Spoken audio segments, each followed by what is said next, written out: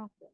So in exercise 4.1, it says on November 1st, Able Corporation purchased a 6-month insurance policy from the Baylor Agency for 3,000. Prepare the adjusting entry for Able Corporation on November 30th. Assume it recorded the November 1st expenditure as unexpired insurance.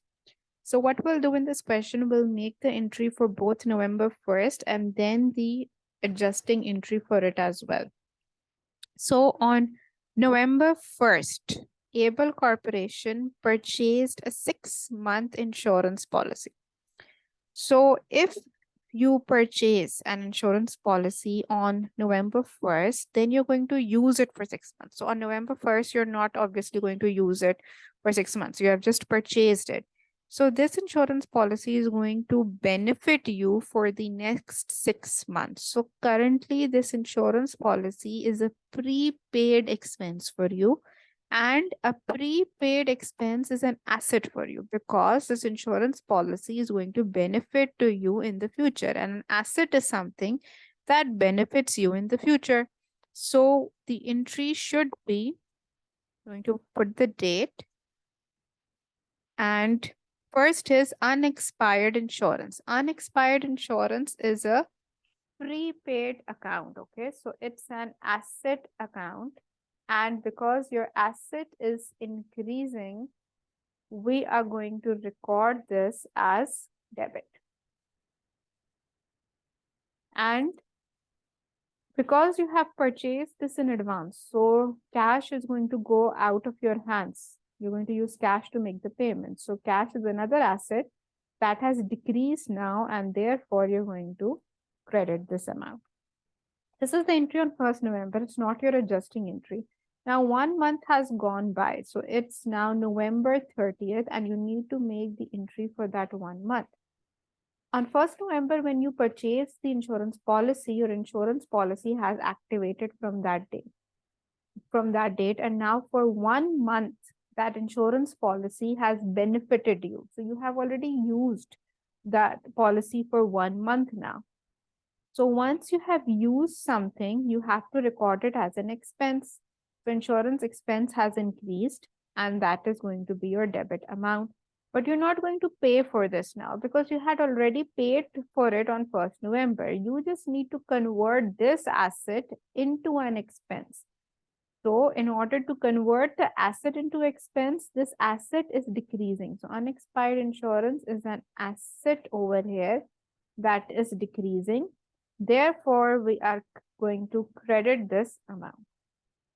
So simply convert your asset into expense once you have started to utilize that asset. Now in part B, what is asking you to do, prepare the necessary adjusting entry for the Baylor Agency on November 30th, assuming it recorded Able's payment as unearned insurance premium. So it's asking you to switch sides. First, we did the calculation based on Able Corporation's perspective. Now we're going to do it from Baylor's agency's perspective. Now, if you look at from the Baylor Agency's perspective, they are the ones that are selling the insurance policy to Able Corporation. So for them, this is their revenue. However, it's the same concept. They cannot book it as their revenue because Able Corporation has just purchased it on November 1st. Until and unless Able Corporation uses that policy, it gets activated. It's not a revenue for Baylor Agency. So Baylor Agency has to initially book this amount as a liability. This amount is a liability for Baylor till the insurance policy is utilized by Able Corporation. So if I record the entry for 1st November, unexpired insurance, an unearned insurance is going to be a liability. So liability is increasing. And how do we record an increase in liability? We record it as credit. And over here, you are the one who is receiving the cash now.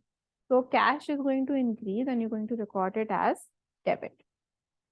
Now, after 1 month, Able Corporation has used that policy because it has benefited it to them for 1 month. So now for Baylor Agency, the thing that was initially unearned, that was a liability, has now become their earned revenue. So we need to decrease this liability. How, if you're going to decrease the liability, we will have to debit that amount. So unearned insurance premium will be debited and your insurance premium will be credited, because we have converted a liability into revenue. Whenever you want to book a revenue, we use credit entry for it. I hope this is clear.